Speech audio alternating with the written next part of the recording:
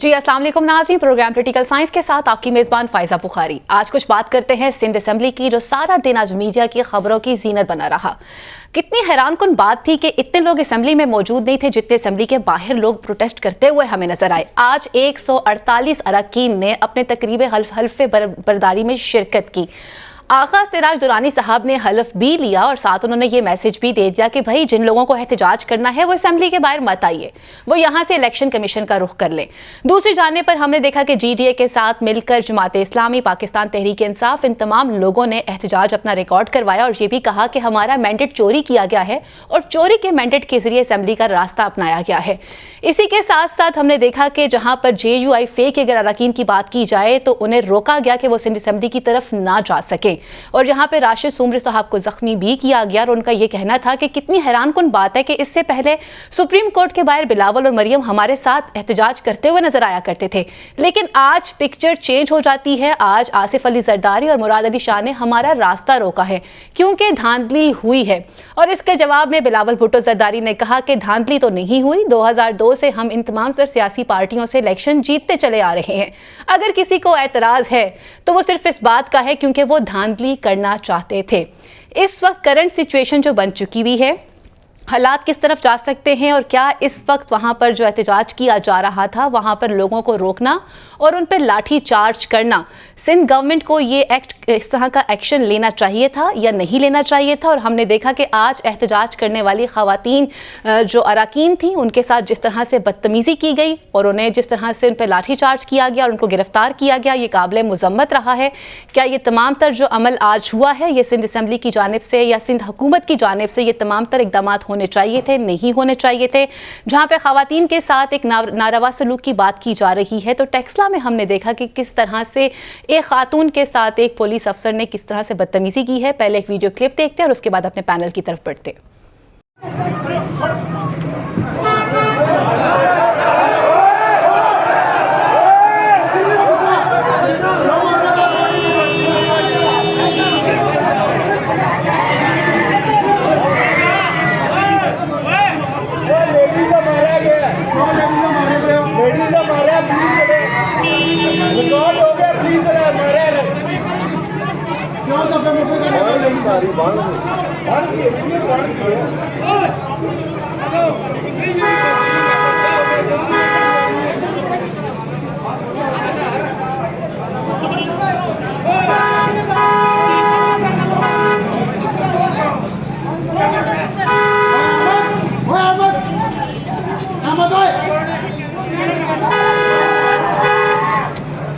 जी, ये आपने एक वीडियो क्लिप देखा और अपने पैनल की तरफ बढ़ते हैं। पैनल में हमारे साथ मौजूद है मोहम्मद नौशाद अली साहब, आज़म चौधरी साहब। अपने पैनल को खुशामदीद कहते हैं।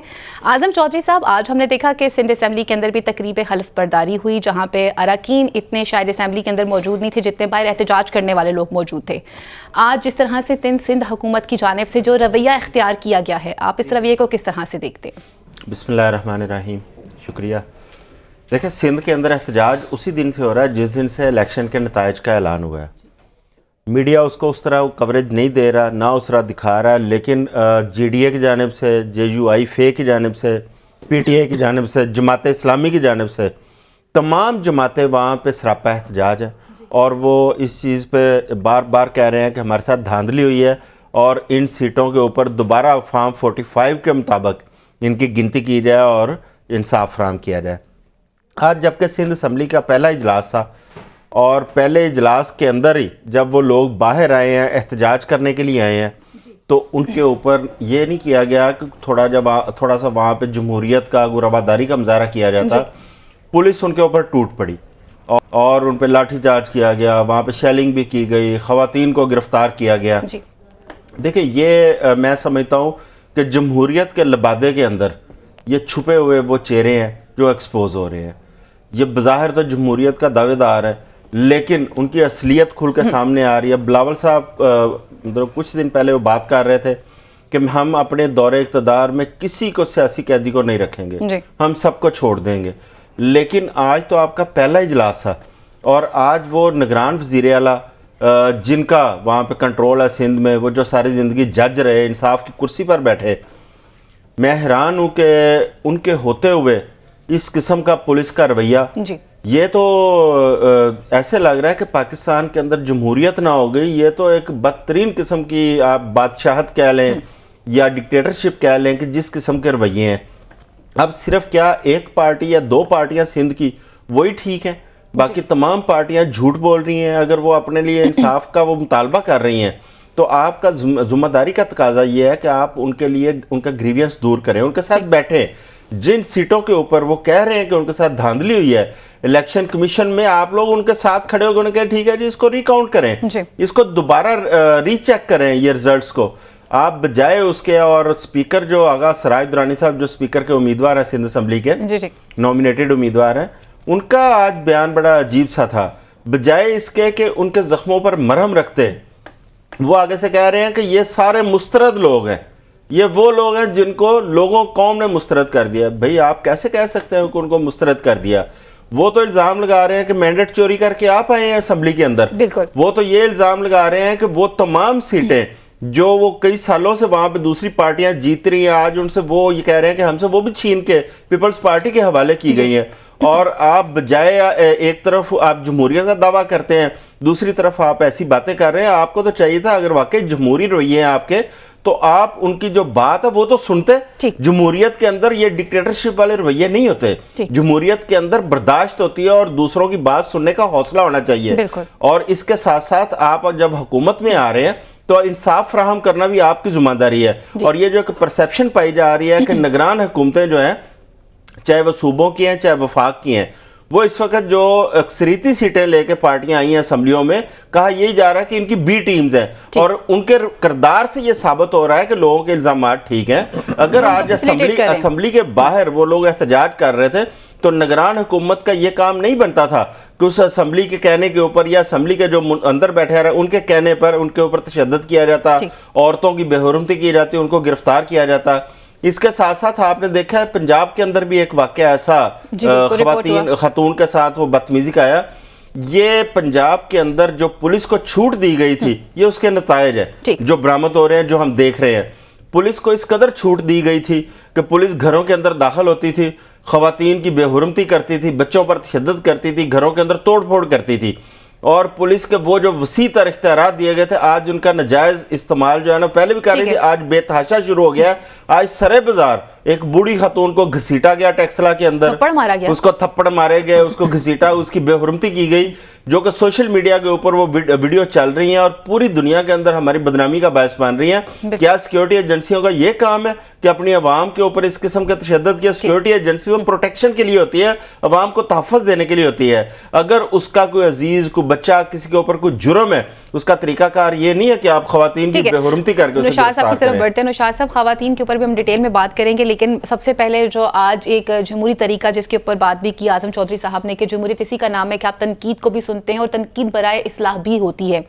आज जीडीए की जानिब से हमने देखा, उन्होंने पहले जामशोरों में एक पावर शो किया था और आज भी उन्होंने एक एहतजाज रिकॉर्ड करवाया है। साथ में जमात इस्लामी भी मौजूद थी, पाकिस्तान तहरीक इंसाफ भी उनके साथ शामिल थी। जाना उन्होंने सिंध असम्बली की तरफ था लेकिन उन्हें रोका गया, वहाँ तक वो लोग नहीं जा सके। जिस तरह का रवैया आज सिंध हुकूमत की जानिब से इख्तियार किया गया है, क्या आप ये समझते हैं इस तरह के माहौल के अंदर आप फ्रेंडली गवर्नमेंट आगे लेकर चल सकते हैं और आप अपना परसेप्शन कितना पॉजिटिव जो है उसको बिल्ड कर सकेंगे? बिस्मिल्लाहिर्रहमानिर्रहीम। पहली बात तो ये है कि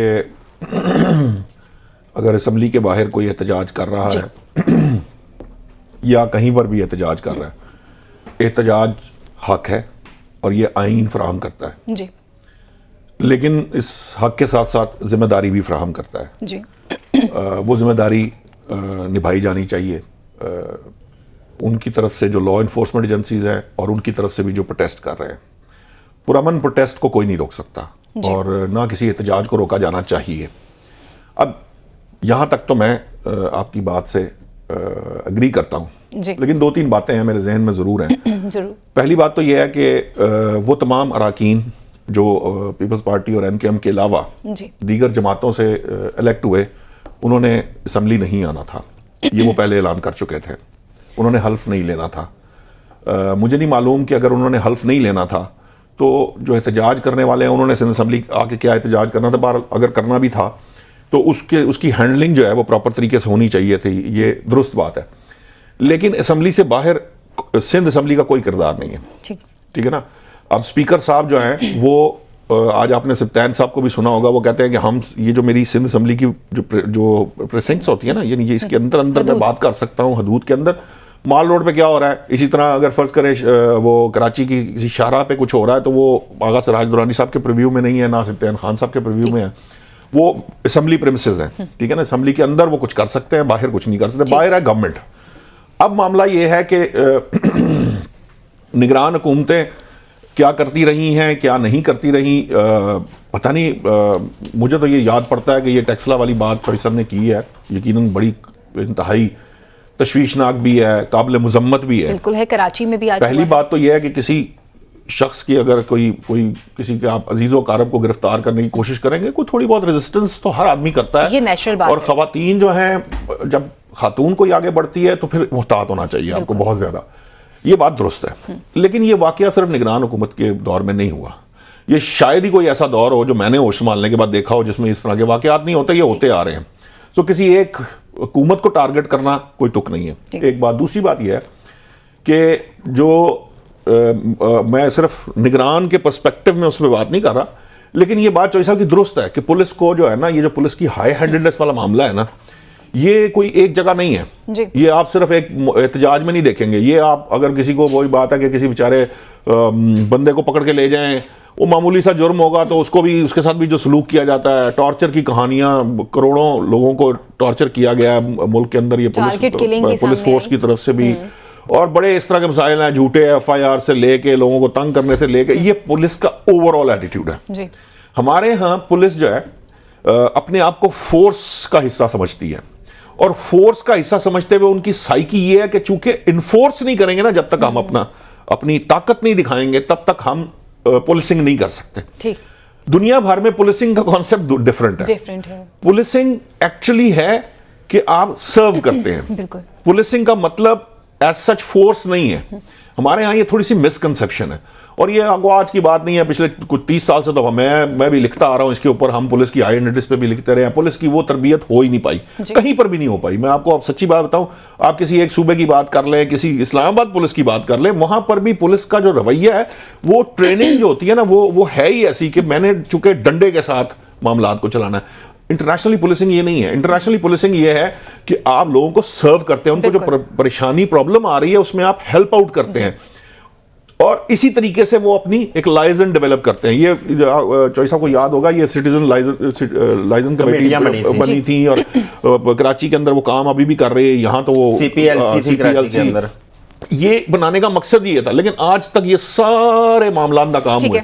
सो बेसिकली दरअसल ये माइंडसेट का मसला है। ये माइंडसेट जब तक पुलिस का चेंज नहीं होगा ना, तब तक आप एक्सपेक्ट नहीं कर सकते कि पुलिस जो है वो हाई हैंडेड से बाज नहीं आएगी। आपने बिल्कुल दुरुस्त बात की, और हमने देखा था कि पाकिस्तान तहरीक-ए-इंसाफ के दौरे हुकूमत में KPK के अंदर कुछ डेवलपमेंट्स हुई थी जो काफ़ी अच्छी हुई थी। आजम साहब, अब हम बढ़ते हैं कुछ कराची की तरफ।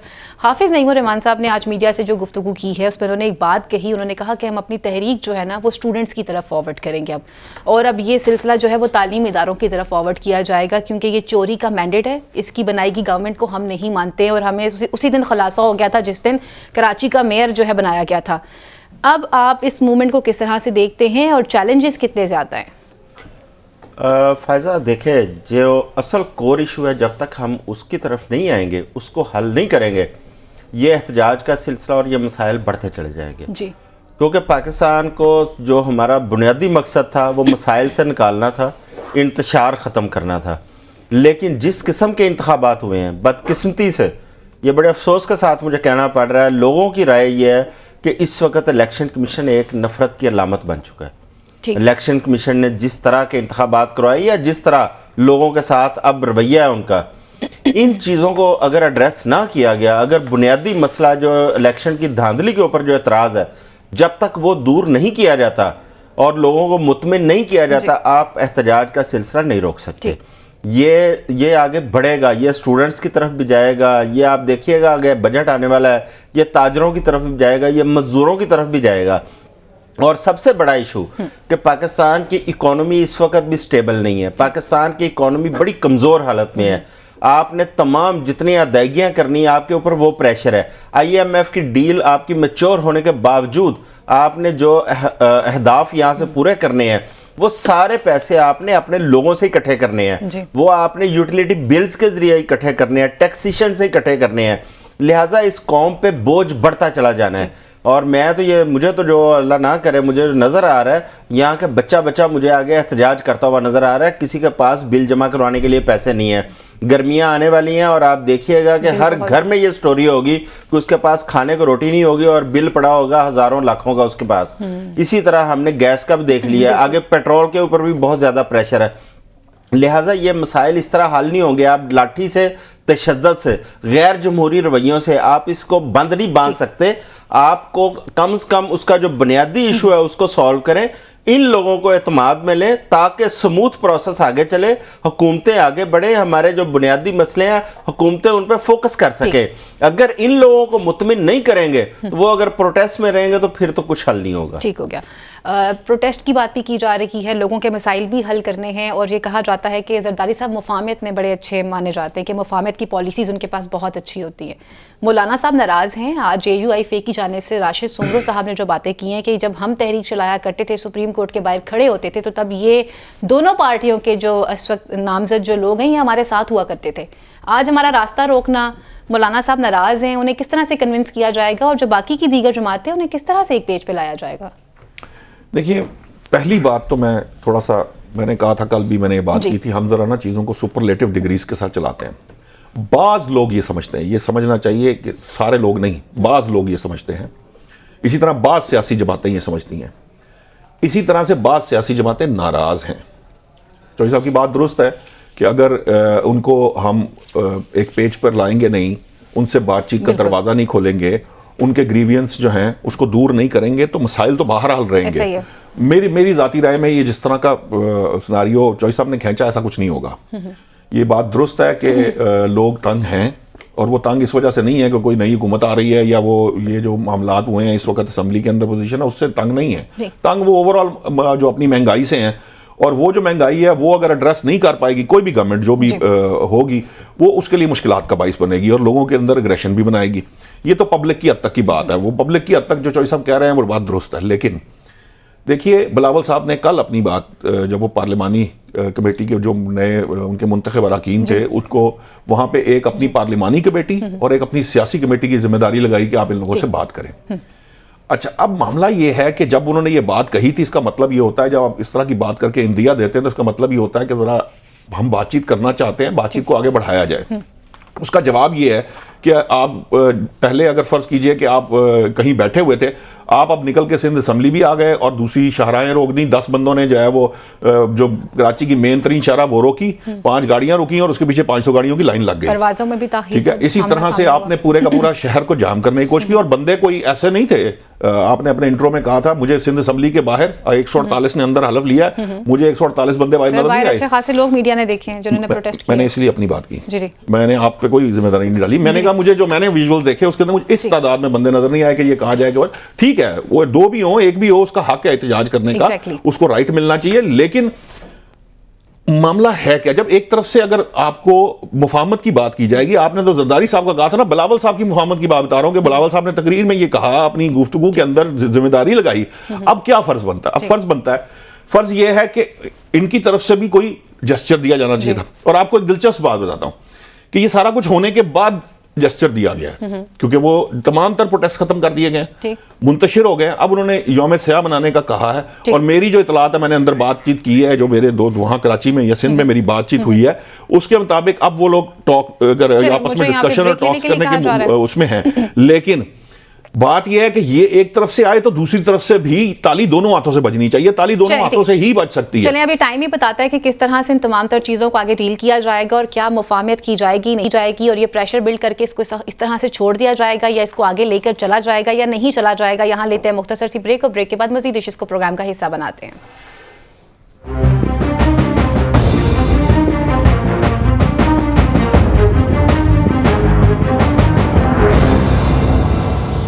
जी वेलकम बैक नाजरीन। जहां हमने सिंध असेंबली की बात की कि पूरा दिन मीडिया की जिनत बना रहा, वहां पे पंजाब असेंबली भी पीछे नजर नहीं आई। 4 बजे आज इजलास शुरू होना था जिसमें यह तय करना था कि स्पीकर असेंबली कौन होगा पंजाब की तरफ से, लेकिन हमने ये देखा कि ताखीर का शिकार हो जाते हैं। उसके बाद फिर वही अगेन हमने देखा गैर पार्लिमानी जुबान का इस्तेमाल किया जाता रहा। आज बड़ी भारी तादाद में पुलिस की नफरी फिर मौजूद थी और ये भी कहा जा रहा था लीगी अरकान की जानिब से कि जी हम तो इस्तकबाल करना चाहते हैं असलम इकबाल साहब का। तो हर आम बंदा ये सोचने पे मजबूर था कि क्या इस्तकबाल करने के लिए इतनी पुलिस को बुलाया गया है।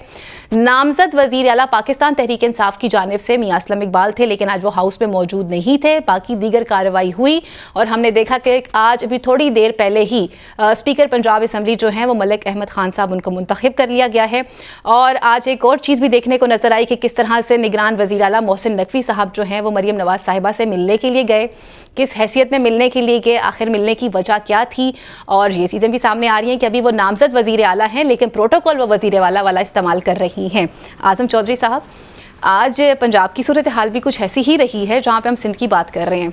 हमने देखा 4 बजे इजलास शुरू होना था लेकिन कार्रवाई इतनी डिले हुई, फिर उसके बाद अभी कुछ देर पहले ही ऐलान होता है कि कौन बनने जा रहा है स्पीकर। ना सुनने का मौका दिया जाता है ना आने का मौका दिया जाता है, और आज फिर अगेन गैर पार्लिमानी ज़ुबान जिस तरह से इस्तेमाल की गई है हाउस में, किस तरह से देखते हैं आप इसे? अच्छा जी, पंजाब असेंबली में कल हम बात कर रहे थे तो उसमें निशात साहब कहते थे कि नहीं रूटीन की पुलिस आई, तो आज जब मैं पंजाब असेंबली के बाहर से गुजरा ना तो मुझे पहले तो ऐसे लगा कि पुलिस ने असेंबली का मुहासरा कर रखा है। इतनी ज़्यादा पुलिस थी आज। अच्छा, पता नहीं मकसद क्या था जी। अगर असेंबली की बिल्डिंग की या अरकान की हिफाजत मकसूद थी तो उसके लिए तो अंदर भी सिक्योरिटी और पुलिस की एक मुनासिब सिक्योरिटी लगाई जाती है जी। लेकिन मकसद एक ही था कि हमने नहीं आने देना, जिन लोगों को नहीं आने देना उनके लिए वहाँ पर नफरी भी मौजूद थी। बहरहाल वो एक बाहर का माहौल था। अंदर अब असेंबली का जो इजलास है उसमें ताखीर की वजूहात, वो वहाँ पे एक तो नारेबाजी हुई बहुत ज़्यादा। बिल्कुल आज असेंबली का दूसरा दिन था असेंबली इजलास का, स्पीकर का आज इंतखाब होना था और शदीद नारेबाजी हुई। कल मैंने एक निशानदेही की थी कि मुस्लिम लीग नून के लोग नवाज शरीफ साहब की फ़ोटो लेके आए थे जी। बिल्कुल आज उस फ़ोटो के हवाले से अंदर बड़ी शदीद किस्म वहाँ पे रद्द अमल भी देखने में आया और मियाँ नवाज शरीफ साहब के ख़िलाफ़ बड़े नारे भी वहाँ पे लगे। बात यह है कि जब आप सिंध की बात करती हैं तो पंजाब के भी वही इशू है जो सिंध में है। यहाँ पे भी मैंडेट का इशू है और इन लोगों को भी पता है कि इन लोगों के पल्ले क्या था और उनको अता क्या किया गया जी। मरियम साहबा को भी पता है, मियाँ नवाज शरीफ साहब को भी पता है कि लाहौर में उनकी क्या वैल्यू थी, उन्होंने कितनी सीटें या कितने वोट लिए, पिंडी में उनकी क्या हैसियत थी, फैसलाबाद में क्या थी, मुल्तान में क्या थी, गुजरांवाला, ये सब पता है उनको। लेकिन अब क्योंकि उन्हें अतायत हुई है, अता हुई है उन्हें सीटें, तो वो उसको ये समझ रहे हैं कि शायद ये उनकी वो कोई अब्बाई वो जायदाद थी जो उनको मिली है। ऐसा नहीं है, ये अवाम का मैंडेट है जिसे चोरी किया गया और उस मैंडेट को अब जो है ना तस्लीम करने को भी तैयार नहीं है उन लोगों का। पीटीआई भी वही मुतालबा कर रही है जो सिंध के अंदर जीडीए, जमात इस्लामी या जेयूआई फेक कर रही है कि फॉर्म 45 के मुताबिक तमाम सीटों को दोबारा रिव्यू किया जाए और जो हकदार हैं उन्हें उनका हक दिया जाए, जो सीटें उनसे छीनी गई हैं वो सीटें वापस की जाएं। और आज आप देखें कि जब मरियम साहबा के ख़िलाफ़ वहाँ पे जो नारे लगे उसके अंदर बेशक मियाँ नवाज शरीफ साहब के सारे केसेस इन्होंने अदालतों से क्लीन चिट ले ली, साफ़ करवा ले, लेकिन लोग नहीं भूलते। लोगों को करप्शन की तमाम कहानियाँ याद हैं, लोगों को करप्शन की सारी दास्तानों का पता है, लोगों को पता है जायदादें कैसी बनी हैं, जाती उमरा कैसे बना था और एवन फील्ड के फ्लैट्स कैसे बने थे। लोगों को यह भी पता है कि अल अजीज़िया क्या थी और बाकी जो मिले हैं उनकी क्या हकीकतें थी। लोगों को यह भी पता है कि कहाँ किस किस मुल्क से किस किस किस्म के तलक़ात और कारोबार होते रहे हैं। लिहाजा जब आप चीज़ों को उसमें नहीं लेके आते, उस धारे के अंदर जब आप उनके जो ओरिजिनल जो असल ग्रीवियंस है वो दूर नहीं करते, कोर इशू को हल नहीं करते, लोग सारी स्टोरियां खोलेंगे। इंतखाब से चंद दिन पीछे चले जाएं, आज तो बिलावल साहब फिर शेर शकर हो गए हैं ना मुस्लिम लीग नून के साथ। उन्होंने गड़े मुर्दे उठा रहे थे, उन्होंने एवन फील्ड भी उन्होंने उखाड़ा था, उन्होंने पनामा लीक्स भी उन्होंने उखाड़ी थी और उन्होंने ये भी कहा था कि पनामा मैं नहीं लेके आया, पनामा वो इंटरनेशनल कंसोर्शियम लेके आया था। जो पनामा आप पे डाला गया था। देखिए, आप मैनेज करके आप सीटें ले सकते हैं, मैनेज करके अपने मुकदमात ख़त्म करवा सकते हैं, लेकिन अवाम के दिलों के अंदर जगह बनाने के लिए इस किस्म की मैनेजमेंट नहीं चलती। उसके लिए अवाम को कुछ ना कुछ देना पड़ता है, और जिन लोगों से उनका हक छीना गया वो वापस करना पड़ता है। साहब जैसे समझदार आदमी भी जो है उसका विक्टिम बन जाता है। साहब, आज जो असेंबली की कार्रवाई रही है पंजाब असेंबली की, मैं सुन मुझे रही पता था चौधरी साहब ने ये बोला ना, मुझे बताइए अज़मा बुखारी। अच्छा, मैं उन पर तनकीद करता हूँ, आप मेरे ऊपर शुरू हो जाते हैं। मैं किसी का स्पोक्सपर्सन हूँ जी? नहीं, आप नहीं हैं, मैं ये आप तो, मैं उन पे बात करता हूँ, आप मेरी जात पे शुरू हो जाते हैं। मैंने बारहा ये बात कही है, जब मैं आप कहता हूँ इसका मतलब ये नहीं होता। नहीं, चौधरी साहब का है आपने। चौधरी साहब, मैं असेंबली की पुलिस वाली बात पे कह रहा हूँ। अच्छा, मैं मुझे पता था चौधरी साहब ने ये बात करनी है, इसलिए आज मैं स्पेशली अपना पेट्रोल लगा के जाया करके पहले मैं वहां राउंड लेके आया हूं कि मुझे पता होगा वहां पुलिस कितनी है, क्योंकि ये ना हो कि चौधरी साहब मुझे जो है वो चैलेंज करें इस बात पे। मैंने कल भी ये कहा था, और कल भी दुरुस्त कहा था, और आज भी बता रहा हूं कि इससे ज्यादा पुलिस थी जिस वक्त परवेज अली का इंतखाब हो रहा था और हमजा का इंतखाब हो रहा था। अच्छा। मैं उसको ऑब्जर्व करके आया हूं। अंदर वो तो एक लड़ाई की सूरत-ए-हाल उस समय चल रही थी। आज तो लड़ाई की सूरत-ए-हाल नहीं है। चौधरी साहब ने इतना मान लिया। नहीं, वो लड़ाई थी, वो शदीद लड़ाई की सूरत-ए-हाल हम कवरेज कर रहे थे ना, बड़ी शदीद लड़ाई की सूरत-ए-हाल थी असेंबली में। इस वक्त तो लड़ाई की सूरत-ए-हाल नहीं है। क्या मरियम साहिबा पहले दिन ही लड़ाई का मूड बना के आई है? वो कह रहे हैं प्रोटोकॉल, मतलब उनका इस्तकबाल करना चाहते हैं असलम इकबाल साहब का। नहीं, असलम इकबाल साहब का इस्तकबाल तो तब करेंगे ना जब असलम इकबाल साहब कहीं से नमूदार होंगे या आएंगे तो इस्तकबाल होगा ना। आएंगे नहीं तो इस्तकबाल कैसे होगा? करके निशात साहब क्या चाहते हैं, वो कैसे आए? नहीं तो बाकी कैसे आए? ये बात बताइए। हाफिज फरद साहब जो है 9 मई के मुकदमात में इन्वॉल्व हैं, ठीक है, उन पर मुकदमात मौजूद हैं, वो आज असेंबली में मौजूद थे। अच्छा। इमरान खान साहब की तस्वीर भी एक बंदे ने दिखाई थी, जो तस्वीर पे बड़ा एतराज होता है। अच्छा। अब मामला ये है, देखिए, कि बड़ी दिलचस्प सूरत हाल है। प्रोपेगेंडा कहते कैसे, मैं फिर प्रोपेगेंडा पे जोर। प्रोपेगेंडा होता क्या है? प्रोपेगेंडा का नुकसान और फायदा क्या होता है? नुकसान ये होता है कि पंजाब में आधी से तादाद रह गई 2018 की निस्बत पीटीआई की जी। लेकिन प्रोपेगेंडा ये है कि जी नून लीग हार गई, हम जीत गए। दिलचस्प बात, सिंध असेंबली में कोई सीट नहीं है, उस तरह से कोई वो नजर नहीं आ रही, बलोचिस्तान में कहीं नजर नहीं आ रही पाकिस्तान तहरीक इंसाफ, लेकिन हम जीत रहे थे, हम हरा दिया गया हमें। अच्छा, फिर जनाब हमारी 180 सीटें थी, 10% रिजल्ट था और इनकी 180 सीटें थी। वो ऐसा प्रोपेगेंडा शुरू हुआ 10% नताइज पे कि आज तक बड़े बड़े तजिया निगार, बड़े बड़े जर्नलिस्ट, बड़े बड़े सीजन्ड जर्नलिस्ट जो हैं अभी तक उस बात पे टिकी हैं, उसके अगेंस्ट। अब मैं आपको बताता हूं, केपीके के अंदर धांधला हुआ। अच्छा, ठीक है, सारी नेशनल असेंबली की सीटें जीत ले जी, वहां पे कोई धांधली नहीं हुई, ठीक है। ये भी एक मामला। मैं आपको तो प्रोपेगेंडा होता क्या? प्रोपेगेंडा ये होता है कि अलीमा खान की जायदादें निकले अमेरिका के अंदर, शौकत खानम का पैसा खा पिया जाए ट्रस्ट का, कोई ना बोले। लंदन में फ्लैट खरीदा जाए जुए के पैसे से, कोई बंदा बात ना कर सके, उसको बेच के आप टैक्स वेट करके ये वाली प्रॉपर्टी बनाए बनी गाला की, आपको यहाँ के लोग मिलके आपको जो है वो सादिक रमीन करार दे दें। व्हाट अबाउट जाती उम्र निशात साहब? अब मुझे बोल लेने दें। जाती उम्र आपको बता गए, वो जो बता गया, मैं अब बता रहा हूँ प्रोपेगेंडा क्या होता है। प्रोपेगेंडा के ऊपर अगर मैंने यहाँ टीवी पे गुफ्तगू शुरू की तो जो किरदार है ना जी। वो पता है ना क्या मशहूर था 87 की दिहाई में, जानते हैं ना, इसको कहते हैं प्रोपेगेंडा। बिल्कुल, कि आप कल्ट बना लें तो आप जो मर्जी कर लें, आप मजहब को भी जो है वो देने की कोशिश करते हैं भुट्टो साहिबा के लिए भी इस तरह का एक प्रोपेगेंडा। अब प्रॉब्लम क्या है? प्रॉब्लम ये है कि ये जो प्रोपेगेंडा है इसकी बकायदा प्लानिंग की जाती है, इस पे लगते हैं लाखों करोड़ों डॉलर्स, वो डॉलर बांटे जाते हैं, ठीक है। अब उसको किसी ने कोई 500 अरब बचाना हो, वो पैसे इन्वेस्ट करवाए, किसी के यहाँ पे मामलात हो वो करवाए। आज मुझे ये निगरान हुकूमतों पे बड़ा तनकीद करते थे, मोहसिन नकवी साहब ने एक स्टेटमेंट दिया, हो सकता है ये उससे डिसएग्री करें, मैं चाहूंगा वो सबूत भी दें जी। उन्होंने एक बात कही कि जनाब एक एक्सियन लगाने के मुझे 20 करोड़ रुपए ऑफर किए गए, यानी उनको या उनके किसी मिनिस्टर को, जो उन्होंने उस तरह से। मुझे ट्रांसपोर्ट के एक मामले के अंदर 10 मिलियन डॉलर, शायद 15 मिलियन डॉलर एक और 10 मिलियन डॉलर दुबई के अकाउंट में देने के लिए 25 मिलियन डॉलर, आप समझ लें कितने पैसे बनते। मैं यकीन करें वो बयान सुनने के बाद सोचता रहा कि या अल्लाह, कमिश्नर से लेकर हजारों की तादाद में, लाखों की तादाद में पोस्टिंग हुई होंगी 3.5 साल के अंदर।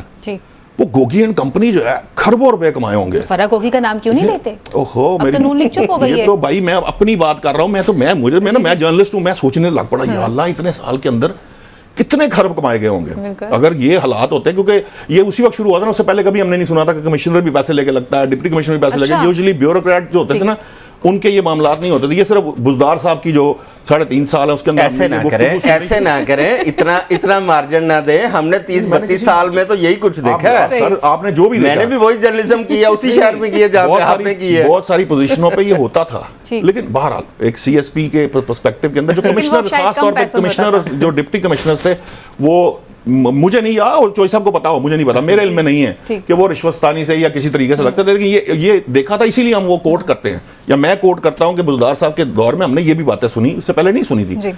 ये नहीं था कि करप्शन उससे पहले नहीं हुई होगी, ये नहीं था कि किसी दौर में करप्शन रुकी होगी, किसी में कम, किसी में ज्यादा जरूर रही होगी। लेकिन अब जब मैं बात बताने लगा था, अब प्रोपेगेंडा की हालत ये होती है कि आप जो मर्जी कर लें, आप शौकत खानम के पैसे ले जाके दुबई इन्वेस्ट करें, आप वहाँ दुबई इन्वेस्ट करके उनको बर्बाद कर लें, फिर आप सिर्फ इतना सा कहें वो ऐसे ऐसे झाड़े कपड़े और जी वो मैंने किए थे, बस ठीक है। अब तुम मान लो ना यार, तुम सारे मान लो, बेवकूफ हो तुम सारे, गधे इकट्ठे किए हुए हैं, मान लें इस बात के ऊपर। अब इशू क्या है? अब मैं अगर इजाजत दें तो मैं इस पर जरा बात कर लूं।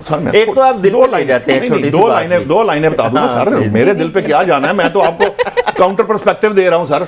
तो वो जो करप्शन की दास्तानें हैं ना, वो करप्शन की दास्तानें अभी खुलनी है, सिर्फ 3.5 साल में अभी खुलेंगी। अभी देखिए तो सही, अभी तो तोशा खाना का मामला सिर्फ आया, घड़ी चोरी का मामला है, अभी तो मामला इससे बहुत आगे बढ़ने हैं। अभी तो गेम में पता नहीं क्या क्या आने हैं। अब मैं अच्छा, जिन्होंने की है उनको पकड़े, जिसने भी चोरी की है, जिसने करप्शन की है, पकड़े उनको, चाहे वो कोई भी हो, वो उसको कानून के कटहरे में लेके बिल्कुल आना चाहिए। एक तो मैं हैरान हूं कि तनकीद में किसी और पे करता हूं, दिल पे निशाद साहब ले जाते हैं, जैसे आप ले गए अभी। मैं तो दिल पे नहीं लेता। नहीं वो नजर आ रहा है, तो आप देखिए अभी रिफ्यूज करने के लिए पहुंच गए। अच्छा फौरन क्या जी, मैं पहले बताता हूं। नहीं, मैंने आपसे रिक्वेस्ट ये करनी थी, व्यूअर्स अभी फैसला करेंगे आप किसकी माइंड में बोलने लगे। मैंने आपसे ये रिक्वेस्ट करनी थी, वो जो प्रोपेगेंडा पे लाखों डॉलर आ रहे हैं ना, कुछ थोड़ा सा हिस्सा आपने लिया और मेरे लिए भी निकलवा दें, हमें भी फायदा पहुंचे, मुझे भी याद रहे। अच्छा दूसरी बात ये, लाखों डॉलर खर्च हो। दूसरी बात ये है कि जब से मैं जर्नलिज्म में आया हूँ, प्रैक्टिकल लाइफ में आया हूँ, मैंने ब्यूरोक्रेसी में पोस्टिंग ट्रांसफर में हमेशा करप्शन देखी है। अच्छा, जो बंदा पैसे दे के पोस्टिंग लेता है, क्या वो आपको सर्व करने आ रहा है? मैं तो सोच रहा था 20 करोड़ उसने दिया होगा, और तो उसने अवाम के साथ क्या सलूक किया होगा। और ब्यूरो ये रिकॉर्ड का हिस्सा है, ये हर जगह पे साबित होता है कि ब्यूरोक्रेसी आज भी सबसे ज्यादा सिंक आपको नजर आएगी मुस्लिम लीग नून के साथ, ब्यूरोक्रेसी के सबसे ज्यादा। और पोस्टिंग ट्रांसफर देखें, अगर एक हुकूमत ने 3.5 साल में लिया है, उसको ले आए कटहरे में, बिल्कुल उनका एहतसाब करें। जिन लोगों लिया है, वो बुजदार है, वो गोगी है, जो भी है उसमें, उन तमाम लोगों को आप लेके आए। लेकिन जो उससे पहले होता रहा है, उनको भी ले आए। 40 साल से जो हुकूमतें कर रहे हैं, उनको भी लेके आए। सबका एहतसाब होना चाहिए। आप एहतसाब की, एक मिनट मेरी बात सुन ले, आप एहतसाब की बात कर रहे हैं, अभी हुकूमत बनी नहीं है, अभी असेंबली का पहला इजलास हुआ है, नैब के जनाब दांत खट्टे कर दिए गए। आप किसी ब्यूरोक्रेट के खिलाफ कार्रवाई नहीं होगी, नैब के रूल्स ही चेंज कर दिए गए हैं आज। किसने किए हैं? आप देखें ना, अब आपकी हुकूमत है, आप देखें। मैं क्यों देखूं? आप बताएं ना भाई, मैं तो मौजूदा हुकूमत की बात कर रहा हूं। मेरी हुकूमत है, आप चॉइस साहब कह दूं तो बड़ा दुख होता है, वरना आप मुझे साथ-साथ आप कहते रहते आपकी हुकूमत है। भाई मेरी कौन सी हुकूमत है? मेरी हुकूमत होती तो मैं तो फिर और कर रहा होता। आज आपने देखी है नैब की प्रेस रिलीज, सर मैंने देखी है। पहली बात तो यह है कि ब्यूरोक्रेसी के ऊपर आप हाथ नहीं डाल सकते। अगर किसी पे नागुज़ीर है हाथ डालना, ग्रेड 19 तक का जो अफसर है, उस पर अगर हाथ डालना है तो जो रीजनल डायरेक्टर जनरल नैब का, उसकी परमिशन चाहिए। अगर आपने ग्रेड 19 to 20 या 22 तक 21 तक जाना है, तो आपको चेयरमैन नैब की अप्रूवल चाहिए। नैब के ऊपर बड़ी बहस करनी है, लेकिन मैं आपको बताऊं, मैं जाती तौर पे नैब के हक में नहीं हूं, नैब पूरे के पूरे इदारे के हक में नहीं हूं। मैं जाती तौर पे, मेरी नजर में नैब का इदारा रेप्लिकेशन है। जो आपके पहले से इदारे मौजूद थे, उन्हीं को एम्पावर किया जाना चाहिए था, क्योंकि नैब बना ही सियासी इंजीनियरिंग के लिए था, और उससे सियासी इंजीनियरिंग होती रही है, उससे अलावा कुछ नहीं। अब जो कोशिश की जा रही है वो भी कुछ, भाई मौसम आउट गोइंग सीएम निगरान अगर मिल लिया, इसमें कोई अच्छी रिवायत है, इसमें क्या बुराई है? अभी तो वो नामजद वजीर है, भाई नामजद भी है तो क्या फर्क पड़ता है इससे? तो नहीं हुई ना वो। भाई देखें, मुझे ये बात समझ नहीं, आपको क्यों कोई रवादारी है और कोई अच्छी बात जो पसंद नहीं आती? क्या आप चाहते हैं कि क्या उसमें देखें ना, आप चाहते ये है कि निगरान हुकूमत का जो चीफ मिनिस्टर है, वो यहाँ से कोई उल्टी सीधी गुफ्तगू किसी के मुतल्लिक कर, भाई केपीके का नामजद वजीर आला भी अगर किसी, मेरी बात सुन लें, KPK के नामजद वज़ीर आला को भी अगर इमरान हुकूमत का जो CM जा रहा है वो मिल लेगा, इसमें कोई मुज़ाहिका नहीं है। असलम इकबाल साहब से भी मिला जाए, वो भी नामजद। भाई असलम इकबाल साहब आ तो जाएं, आपके पास है, आपने छुपाया हुआ है। कैसी बात मुझे तो लग ऐसे रहा है, पता नहीं आप लोगों का, मतलब आपके पास है तो मुझे बता दें। उन्हें नहीं नमूदार हो रहे, नहीं मारे, आने तो दें, आएंगे। आप ये कहें, देखें वो आए, उनके साथ कोई गलत बात की जाए, हाई हैंडेडनेस की जाए, पुलिस पकड़े उनको, किसी और केस में मामला। अब मैं आपको बता दूं मसला क्या है। अब मेरा नाम किसी ने मुझे मरवा देंगे इस चक्कर के अंदर। मसला ये है कि जो पिंडी कमिश्नर वाला केस है उसके अंदर उनका नाम है। अच्छा जी, वो उन्होंने करवाया है, ये मसला है। ठीक हो गया, ठीक है, जिसकी वजह से अब मसला ये है कि अगर वो एंटर होंगे तो एक नए केस में धर लिए जाएंगे। अब कोर्ट जो है, कोर्ट ने राहदारी जमानत दी हुई है, अब उनको बच बचा के कोर्ट में पहुंच के अपने मामलात को तय करना है। मैं नहीं कर सकता, आप नहीं कर सकते, चॉइस साहब नहीं कर सकते, ये हिम्मत नहीं करनी पड़नी है। वैसे हर चीज के लिए ना पहले से एक प्लान तैयार कर लिया जाता है। वो पिंडी कमिश्नर वाले बयान में अब असलम इकबाल को फिक्स कर दिया गया है ना, बिन शाह साहब ने बताया। भाई अल्लाह जानता है कि वो सच है या झूठ है। मैं एक बात कर रहा हूं, मैं सिर्फ अपनी सोर्सेस के बिहाफ पे बता रहा हूं कि मुझे ये मेरे इल्म में आया आज मोहसिन नकवी साहब की मुलाकात हुई मरियम साहिबा से। एक तो मोहसिन नकवी साहब, क्योंकि आज के उनका टेन्योर खत्म हुआ है। अच्छा, उन्होंने ये जितनी देर उनका टेन्योर रहा है उसमें बहुत सारी ऐसी चीज़ें हैं जो काबिल तनकीद है, बहुत सारी ऐसी चीज़ें हैं जो काबिल तारीफ़ भी हैं।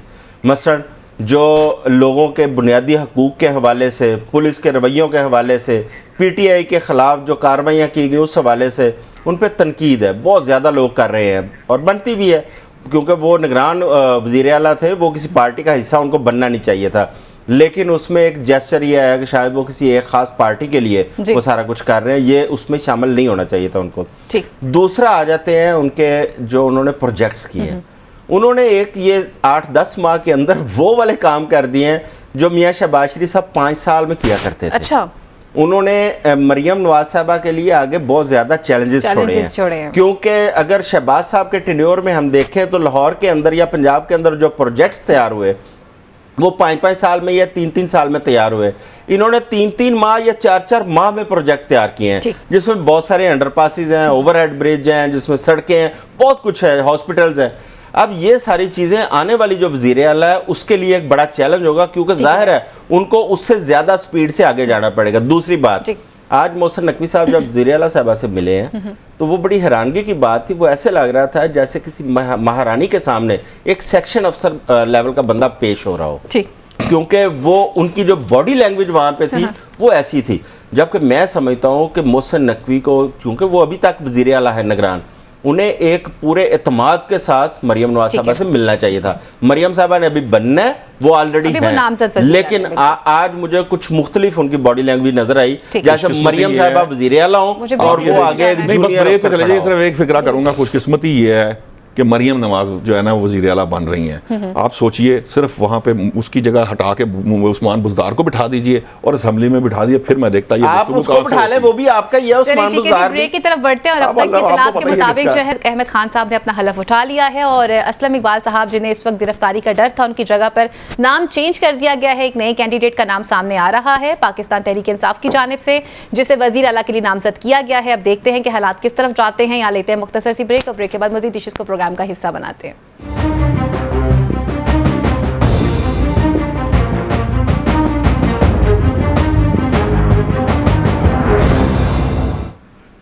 जी वेलकम बैक नाज़रीन। अब कुछ बात करते हैं नैब तरामीम के हवाले से। नैब के हवाले से बात की जाए तो हमने देखा किस तरह से गुज़िश्ता 16 माह की जो हुकूमत रही है वहाँ पर किस तरह से स्पीडी ट्रायल हुए और उसके बाद वो केसेस ख़त्म किए गए। कई सवालात भी सामने आए कि आया कैसे मुमकिन हो गया, कितनी जल्दी केसेस जो हैं उनको निपटा लिया जाता है और फ़र्द जुर्म जिन लोगों पर आयद की गई थी वो ख़त्म हो जाती है।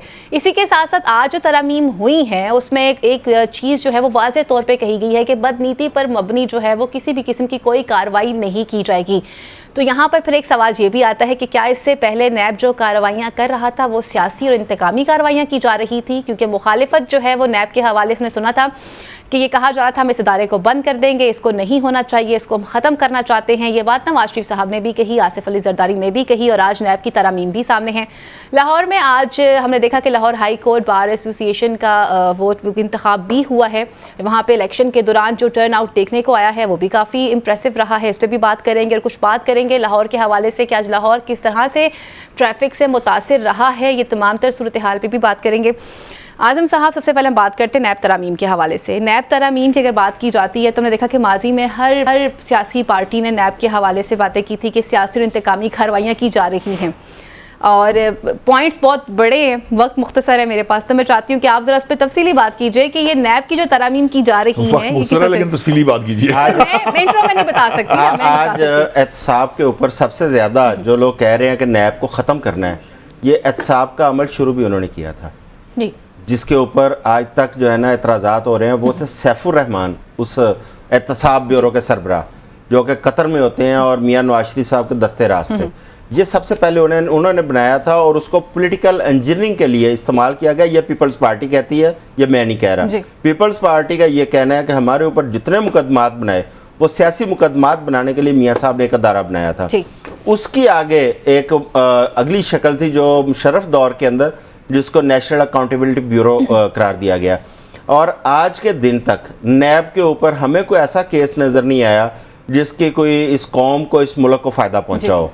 अच्छा, अब उससे पहले दो अदारे हमारे पास ऑलरेडी मौजूद थे, एक FI और एक एंटी करप्शन सूबाई महकमे।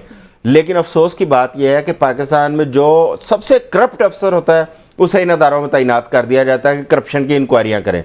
अब FIA के अंदर भी यही इशू था, एंटी करप्शन के अंदर भी यही इशू था। करप्ट अफसर बैठ के वहाँ पे दूसरे करप्ट की क्या इंक्वायरी करेंगे, इसलिए नैब को थोड़ा सा स्ट्रेंथन करने की कोशिश की गई। लेकिन नैब ने क्या किया? नैब की आज तक की जितनी परफॉर्मेंस है वो सबके सामने है। नैब ने आज तक ना किसी बंदे को पकड़ा, अगर चलान पेश किए तो वो इंतहाई कमज़ोर, और जब चलान के ऊपर समात का मामला आया तो अभी आपने देखा मियां नवाज शरीफ साहब वालों केसेस में नैब के प्रोसिक्यूटर लग रहे थे कि वो मियां नवाज शरीफ साहब के वकील है, वो नैब के प्रोसिक्यूटर नहीं है। और आज उनकी प्रेस रिलीज बड़ी इंटरेस्टिंग है, अगर उसको पढ़े तो उसमें नैब का पूरा पोस्टमार्टम है जो नैब ने खुद ही कर दिया अपना। वो कह रहे हैं कि किसी के खिलाफ इस तरह कार्रवाई नहीं की जाएगी। भाई माजी में आपने अपने इंट्रो में कह दिया, वो करते रहे हैं ना, उनके वो इस चीज़ में मुलव्वस रहे हैं। दूसरी बात यह है कि आज तो सबसे ज़्यादा छूट दी गई आपकी ब्यूरोक्रेसी को। आपकी ब्यूरोक्रेसी के ऊपर उन्होंने कह दिया कि आप जल्दी इनको ना पकड़ सकते हैं, ना इनके खिलाफ कार्रवाई कर सकते हैं। नहीं सकते। ग्रेड 19 का अफसर है, उसको आपने पकड़ना है ग्रेड 19 तक, 17 से 19 तक। उसके लिए आपको DG का, सूबाई DG की अप्रूवल चाहिए। अगर उससे ऊपर के ग्रेड का कोई अफसर है तो चेयरमैन की अप्रूवल चाहिए। भाई इस तरह तो आप ना साहब का निज़ाम चला पाएंगे ना आप इस पर कोई बात करें। या तो आप इसको ख़त्म कर दें, अगर ख़त्म करना है तो इसको ख़त्म करके आगे कोई ऐसा अदारा दें या उसको ऐसा स्ट्रेंथन करें। FIA अगर आप कहते हैं कि एहतसाब का एक अदारा है, उसको इतना स्ट्रेंथन करें कि कौम को उस पर एतमाद हो। कौम का ना आपके नैब पे एतमाद है, ना आपके FIA पे एतमाद है, तो फिर जाएँ तो जाएँ कहाँ? सही। निशात साहब, वो पॉइंट्स इतने ज़्यादा थे, अगर मैं बताना शुरू करती तो मेरे ख्याल से आप दोनों को बोलने का मौका नहीं मिलना था यहाँ पे। मुझे ये बताइए जनाब, ये जो आज तरामीम की गई हैं और जिसमें लफ्ज़ जो इस्तेमाल किए गए हैं बदनीति वाले और सियासी इंतकामी कार्रवाइयों वाले, जनाब इसका मतलब है इससे पहले फिर ये इदारा अपने मनपसंद लोगों के कहने पे काम कर रहा था? सुप्रीम कोर्ट के फैसलों में आप देखिए कि ये सारी बातें की गई हैं। बहुत सारे केसेस के अंदर अदालतों ने ये बातें कही हैं। नैब खत्म हो जाएगा ये जो नहीं, मैं तो अभी तो इस तरमीम की बात कर रहा हूँ। जो भी ये बात सामने आई है ये हमारे सामने है। और मैं आपको एक दिलचस्प बात बताऊं, पाकिस्तान तहरीक इंसाफ की ये अदम एतमाद से पहले जब कामयाब होने, उससे पहले उसकी तरामीम नैब के अंदर जो थी वो फाइनल शेप में थी, तमाम सियासी जमातों से बातचीत हो चुकी थी। लेकिन बदकिस्मती से जब उन्हें उसे PDM ने एग्जीक्यूट किया तो इमरान खान साहब उसके अगेंस्ट खड़े हो गए। अब मसला ये है कि देखिए, मैंने आपको चूंकि अपना पहले ही बता दिया है कि मैं ज़ाती तौर पे समझता हूं कि एक इंडिपेंडेंट इदारे की ज़रूरत नहीं है। ये बात चौधरी साहब की दुरुस्त है कि ये सैफुर रहमान का जो एहतसाब कमीशन था ये नवाज शरीफ साहब ने बनाया था और उसमें वो की गई थी, जिसे कहते हैं कि पॉलिटिकल विक्टिमाइजेशन के एलिगेशन था। अच्छा, उसके मुकाबले में पीपल्स पार्टी ने ये जरूर कर दिया कि पीपल्स पार्टी के रहमान मलिक साहब, मरहूम रहमान मलिक साहब जो है वो भी यही काम करते रहे, रिपोर्टें बना के। वही वो रिपोर्टें हैं जिनके बुनियाद पर लाहौर हाई कोर्ट में केसेस बने थे और उन्हीं लाहौर हाई कोर्ट के केसेस की बुनियाद पर पानामा लीक्स के अंदर चीजें आई थी। सो बेसिकली हर हुकूमत ये कोशिश करती रही कि एक दूसरे की टांग खींची जाए, बावजूद इसके कि तमाम तर सियासी जमातें इंक्लूडिंग पाकिस्तान तहरीक इंसाफ, नून लीग, पीपल्स पार्टी, ये तमाम की तमाम जमातें ये चाहती हैं कि ये नैब का इदारा खत्म हो जाए, वो इसको खत्म करना चाहती हैं। लेकिन बहरहाल हमारे यहाँ कुछ ताकतें ये तमाम जमातों को यही ख्वाहिश है ना कि लेकिन पकड़ना हो, यही हो सकता है ना। बात ये, मैं मेरी राय इसमें ये है कि आप जो इदारों पर इदारे बनाने से इदारे ठीक नहीं होते, इदारों को रिफॉर्म करने से इदारे ठीक होते हैं। मतलब मिसाल के तौर पर आप कहेंगे FBR के ऊपर एक बंदा इदारा नया बना दे, कस्टम पे एक नया बना दे, उसका फायदा कोई नहीं होगा। सो इनको जो इस वक्त नैब के ट्रेंड लोग हैं, इनको जो अगर फर्ज करें इन्होंने कुछ सीखा है, इनको अपने अपने अपने विंग्स बना के FIA के पास भेजा जाना चाहिए, वहीं से वो FIA ही दुनिया भर के अंदर FIA ही और इससे मिलते जो इदारे की नाम कुछ भी हो, वही हैं जो ये सारी काम करते हैं जो करप्शन के अगेंस्ट सारी दुनिया के अंदर। सर नैब से रिलेटेड सवाल तो बहुत ज़्यादा है, लेकिन वक्त हमारे पास कम है प्रोग्राम की हमारे पास, तो मैं सिर्फ ये पूछना चाहूँगी कि ये जो SOPs मुतारफ़ करवाए गए हैं आज, इससे सरकारी मुलाजमीन हो, ताजर बरादरी हो या सियासी अरकान हो, उनका एतमाद बहाल हो जाएगा? देखिए, मुस्लिम लीग नून के मैनिफेस्टो में शामिल था नैब का खात्मा, उन्होंने अपने मंशूर में दिया है। ये बेसिकली उसी तरफ जा रहा है सारा कुछ। ये उसके अभी सिर्फ दांत खटे किए गए, ऐसा ऐसा इस अदारे को ख़त्म किया जाएगा। ये दुरुस्त कह रहे हैं कि किसी भी सियासी जमात का ये उनका है कि हमारे ख़िलाफ़ किसी किस्म का कोई एहतसाब ना हो। और इस वक्त सबसे ज़्यादा प्रेशर जो है ना वो ब्यूरोक्रेसी की जानिब से है। पेशावर में भी ब्यूरोक्रेसी क्या है, ये जो इलेक्टेड लोग हैं ये सिग्नेटरी अथॉरिटी नहीं होते, सिग्नेटरी अथॉरिटी होते हैं ब्यूरोक्रेट्स। जब कोई प्रोजेक्ट साइन किया जाता है उस पर सिग्नेचर ब्यूरोक्रेट से आते हैं, लिहाजा उनकी पकड़ जो है ना वो सबसे पहले होगी, तो ये सियासी लोग फंसेंगे।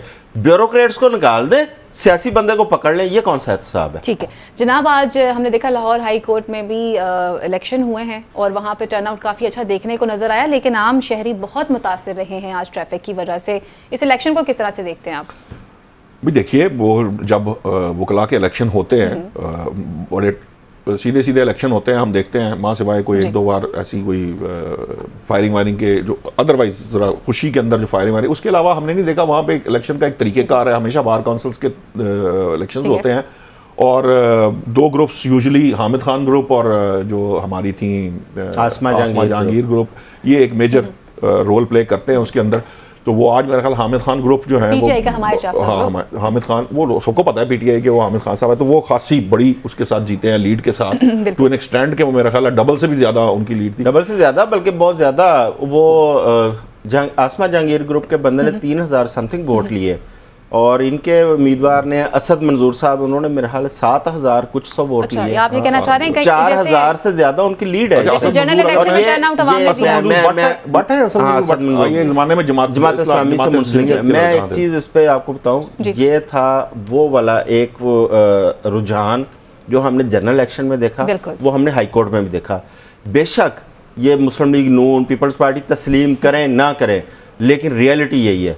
अवाम का रुझान भी इलेक्शन में यही था कि उस पार्टी को जिस तरह वोट दिया गया, जिस तरह सीटें दी गई, वो हम कम्युनिटी इलेक्शन में भी देख रहे हैं।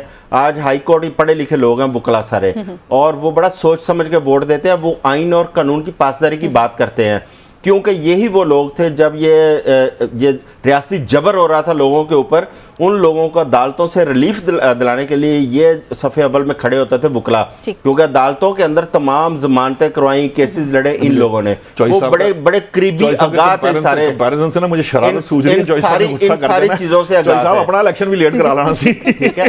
अच्छा, उन लोगों ने इसी तरह सहाफ़ियों का इलेक्शन भी है, सहाफ़ी बड़ा सोच समझ के वोट डालते हैं।